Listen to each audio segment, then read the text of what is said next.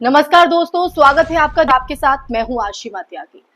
दोस्तों सोचिए, लोकतंत्र की सबसे बड़ी ताकत वोट, मतदान, जिसे हम गर्व से जनता की आवाज कहते हैं, अगर वही चुपचाप काट दी जाए, मिटा दी जाए और उसे पता भी ना चले, तो क्या बचता है लोकतंत्र का मतलब?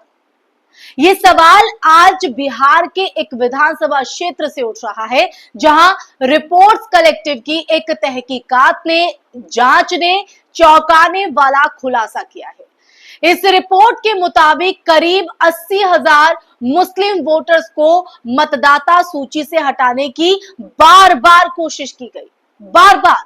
और सबसे चौंकाने वाली बात तो यह है दोस्तों कि यह सब किया गया बीजेपी के नाम पर। तो चलिए चर्चा में आगे बढ़ते हैं। अब जरा इस बात को ठंडे दिमाग से आप समझिए दोस्तों, एक विधानसभा सीट का पूरा खेल ही बदल सकता है अगर 80,000 वोट काट दिए जाएं। ये कोई छोटी मोटी बात नहीं है, ये जनादेश को हाईजैक करने की साजिश है। रिपोर्ट कहती है निर्वाचन आयोग यानी इलेक्शन कमीशन के जिला अधिकारियों ने खुद ये स्वीकार किया है कि ऐसी कोशिश हुई। न सिर्फ प्रयास हुए बल्कि वो बार बार किए भी गए। लेकिन इससे भी ज्यादा चौंकाने वाली और हैरत में डालने वाली बात यह है दोस्तों कि किसी भी बीजेपी राज्य अधिकारी ने इन कोशिशों का खंडन नहीं किया, यानी सन्नाटा। और वही सन्नाटा सबसे ज्यादा बोलता है। अब जरा सोचिए, अगर कोई आम नागरिक वोटर लिस्ट में गड़बड़ी करे तो उस पर कितनी जल्दी कार्रवाई होती है, कितनी जल्दी उस पर एक्शन लिया जाता है। लेकिन यहां मामला है पूरे लोकतंत्र के साथ छेड़छाड़ का। फिर भी रिपोर्ट के मुताबिक अब तक ईसीआई ने उन लोगों के खिलाफ कोई कानूनी कार्रवाई नहीं की, कोई कदम या कोई एक्शन नहीं लिया जिन्होंने मतदाता सूची से छेड़छाड़ की कोशिश की। अब ऐसे में सवाल ये उठता है कि क्यों? क्या इसलिए क्योंकि ये खेल सत्ता के नाम पर खेला जा रहा है? क्या इसलिए क्योंकि निशाना एक खास समुदाय है? ये सवाल खड़े होते हैं। ये सिर्फ वोट काटने की कोई कोशिश नहीं है दोस्तों, ये राजनीतिक गणित को अपने हिसाब से दोबारा लिखने की चाल भी है। कैसे? भारत का चुनाव आयोग, जिसे संविधान ने लोकतंत्र का संरक्षक बनाया, अगर ऐसी घटनाओं पर भी आंख मूंद लेता है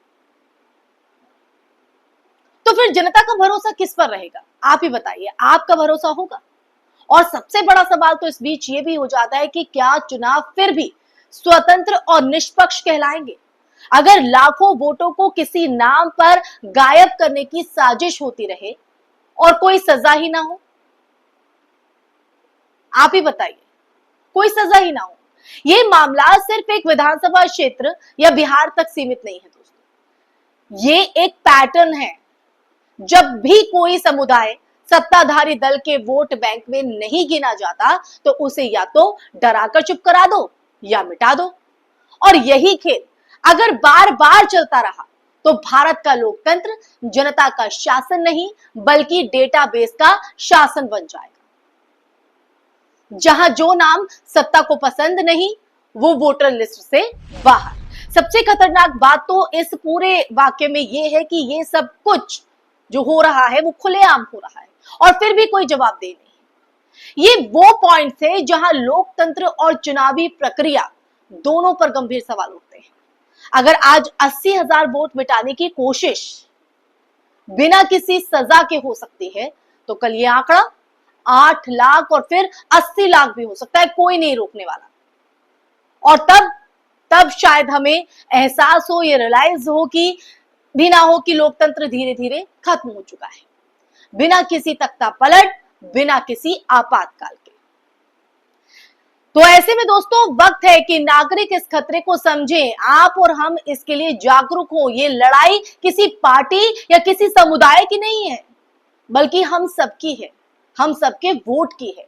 अगर वोट ही सुरक्षित नहीं रहा तो संविधान की सारी जो गारंटियां हैं वो कहीं ना कहीं बेमानी सी है, हो भी जाएंगे। अब आप तय कीजिए। अब आखिर में सवाल सीधा आप लोगों से कि जब लोकतंत्र की आत्मा वोट है, वही वोट चोरी होने लगे तो क्या बचता है? तो इसलिए दोस्तों आखिर में सवाल ये कहीं ना कहीं खड़ा हो जाता है कि जब लोकतंत्र की आत्मा को ही छलनी कर दिया जाए, वोट चोरी होने लगे, वो मत चोरी होने लगे, जिसके अधिकार के तहत हम ये डिसाइड करते हैं कि हमें हमारे देश को कौन चलाएगा, देश हित में कौन सत्ता पर काबिज होगा।